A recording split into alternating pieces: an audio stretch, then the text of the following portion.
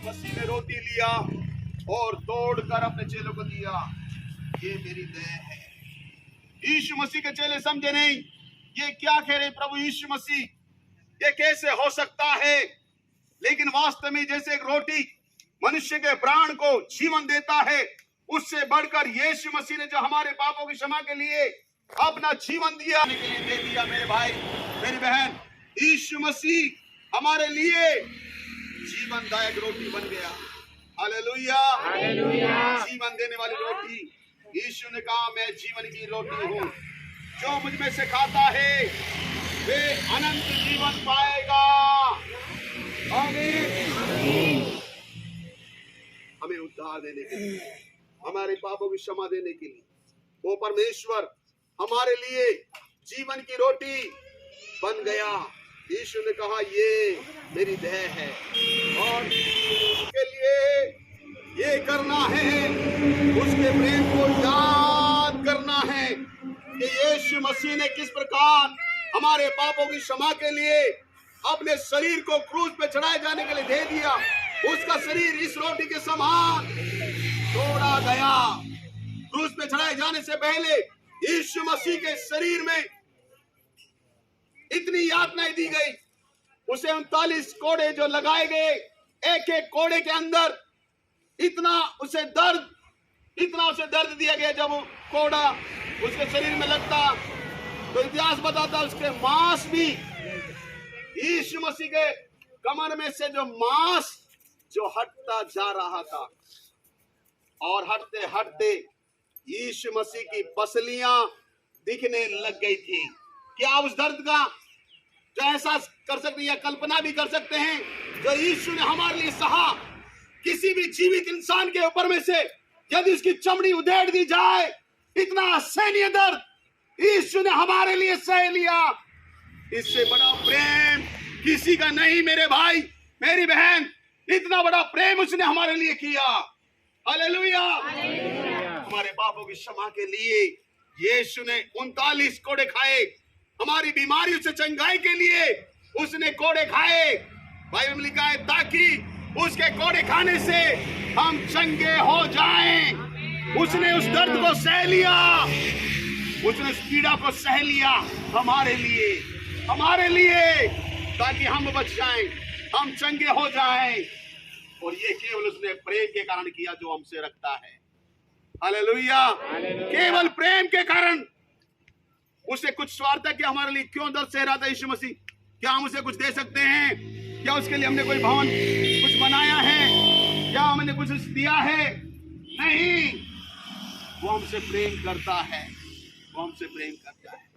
Hallelujah, hallelujah. इसलिए यीशु ने हमारे पापों की क्षमा के लिए इस दर्द को सहा। Hallelujah, hallelujah. और यीशु मसीह ने इसके बाद कटोरा भी लिया। इसी रीति से उसने कटोरा भी लिया और कहा ये कटोरा मेरे लहू में नई वाचा है। जब कभी पियो मेरे स्मरण के लिए यही किया करो। आमीन। मेरे भाई मेरी बहन, हालेलुया। यीशु मसीह चाहता है जब कभी तुम ये कटोरा पियो तो उसे याद करो कि कैसे यीशु मसीह के एक एक बूंद लहू उसने बहा दिया। जब उसके पांव में जब उसने कील ठोके जा रही थी और कील हालेलुया उसके मांस में से निकलकर, उसकी हड्डी में से निकलकर उस लकड़ी में धंस गई। उसके शरीर का, सिर से लेके सारे शरीर का लहू निकलता जा रहा था। उसके हथेली में जो कील ठोकी जाए और हड्डी को पार करके, मांस को पार करके वो कील लकड़ी में जब धंस गई, उस दर्द से यीशु मसीह हालेलुया तिलमिला रहे थे, उस असहनीय दर्द को सह रहे थे। और उसका एक एक बूंद खून यीशु ने हमारे पापों की क्षमा के लिए दे दिया। ये उसका प्रेम है मेरे भाई मेरी बहन, आपके प्रति, मेरे प्रति, हम सबके प्रति। उसने हमसे इतना बड़ा प्रेम किया। क्या आप उस प्रभु से हालेलुया प्रेम करते हैं? क्या आप उसके लिए अपने जीवन को दिया है। यीशु, आपने मेरे पापों के लिए क्रूस पर इतना बड़ा दुख सहा। मैं आज से केवल आपके लिए जीऊंगा, आपके लिए। आपने मेरे पापों की कीमत चुकाया। यीशु मसीह इतने बड़े दर्द को सहा। मैं आपसे हालेलुया कभी मुकरूंगा नहीं। मैं आपसे प्रेम करूंगा। हालेलुया। याद करो मेरे भाई मेरे बहन, उस प्रेम को यीशु ने कहा है हालेलुया मेरे स्मरण करना जब कभी कटोरा पियो। मैं हालेलुया मेरे स्मरण के लिए ये याद करो। हालेलुया। क्यों करते हैं हम हालेलुया?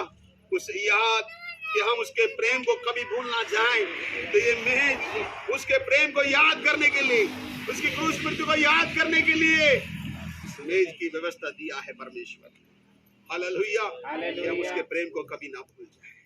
हमेशा हमारे दिलों में वो प्रेम उसका बरकरार रहे और बढ़ता जाए, कभी भी कम ना हो।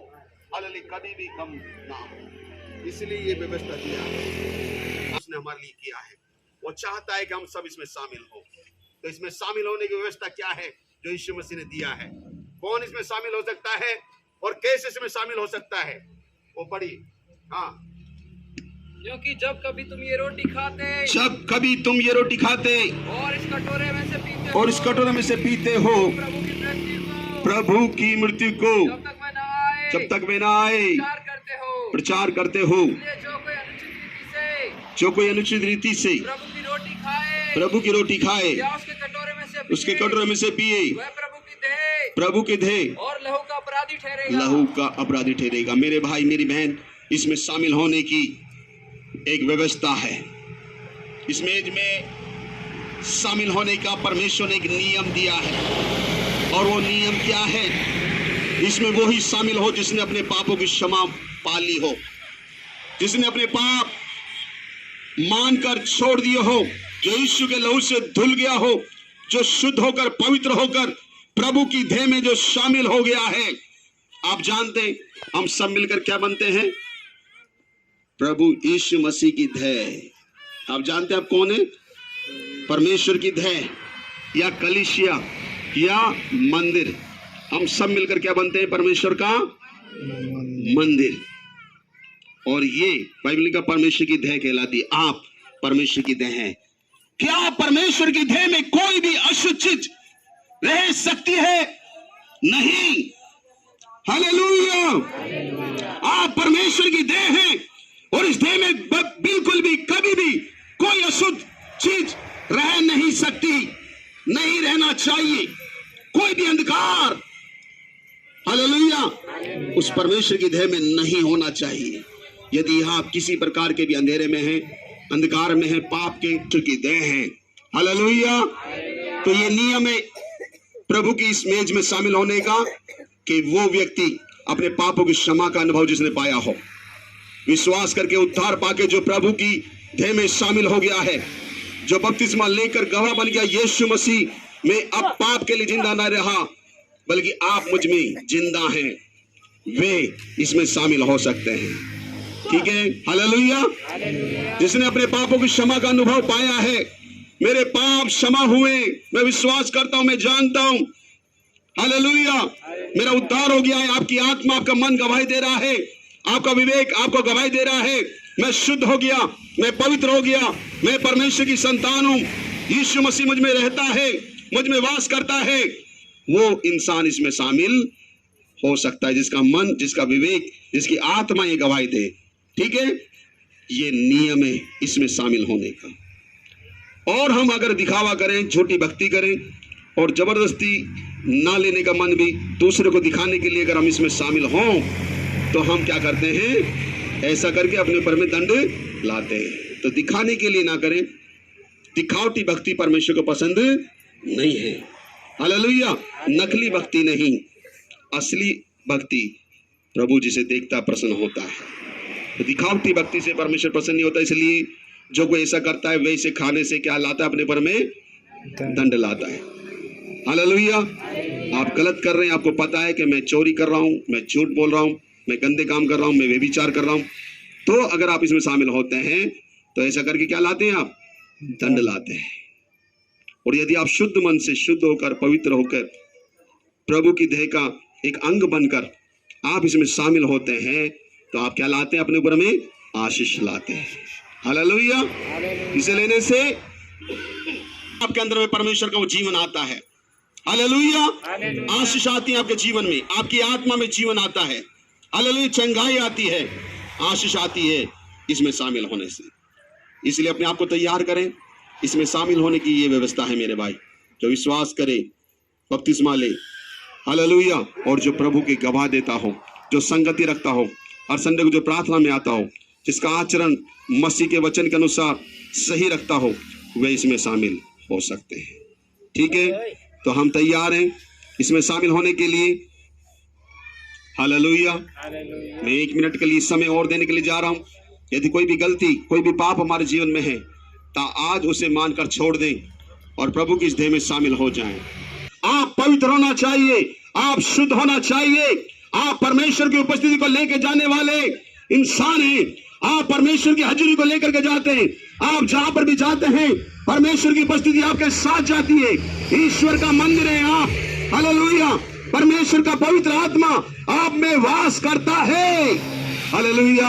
अपने मनों को धो ले, शुद्ध कर ले, पवित्र कर ले, हर एक अधर्म से शुद्ध हो जाए। वो प्रभु हालेलुया आप में वास करना चाहता है। वो आपको अपने आत्मा से भरना चाहता है।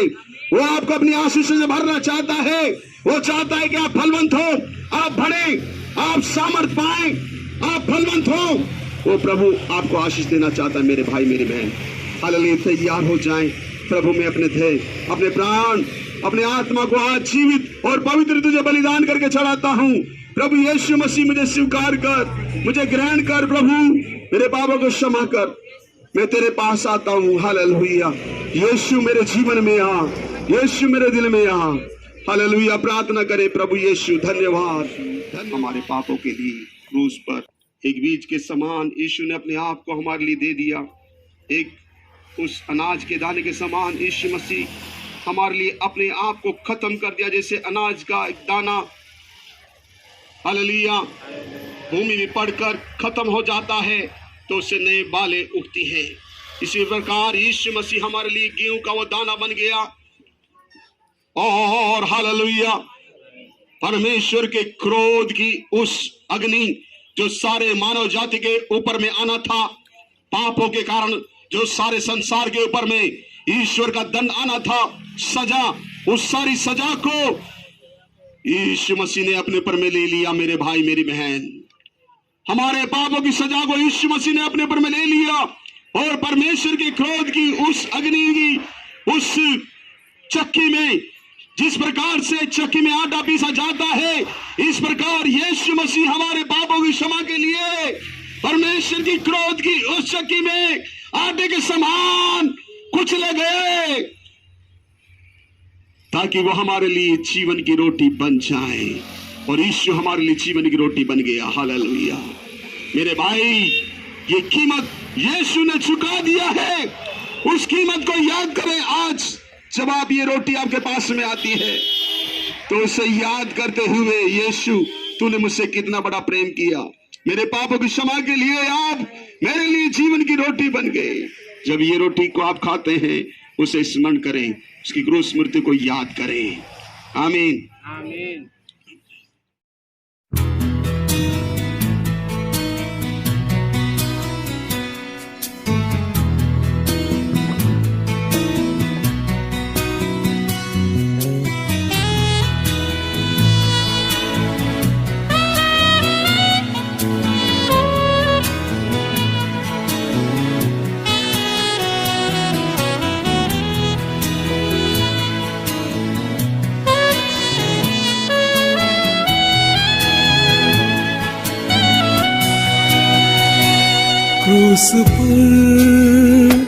क्रूस पर है ये कौन लहूलुहा। क्रूस पर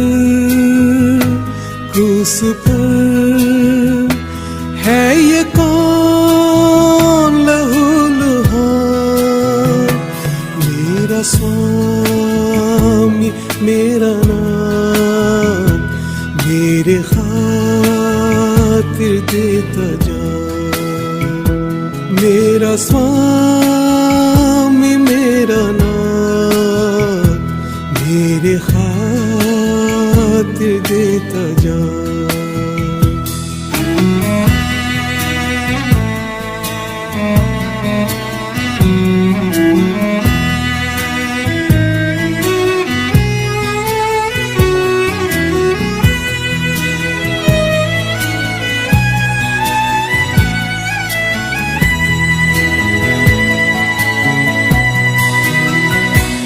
इस महान प्यार को मैंने ठुकरा